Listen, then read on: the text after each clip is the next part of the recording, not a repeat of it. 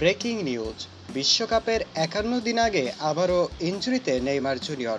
দর্শক, বিস্তারিত থাকছে রিপোর্টের বাকি অংশে।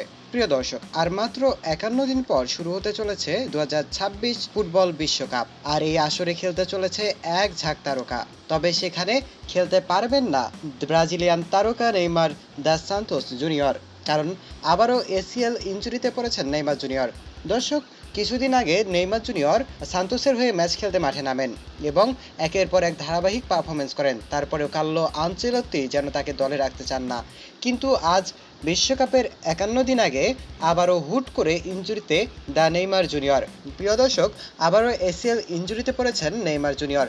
তাই তো ব্রাজিলের কোচ কার্লো আনচেলত্তি একটি ইউটিউব পডকাস্টে বলেন, আমি চাই নেইমার জুনিয়র স্কোয়াডে থাকুক। সে স্কোয়াডে থাকলে ব্রাজিল একটি বাড়তি শক্তিমত্তা পাবে। কিন্তু নেইমার যেভাবে ইনজুরিতে পড়ছে, তাতে আমাদের নেইমারকে বিশ্বকাপে নিয়ে যাওয়াই শঙ্কাজনক।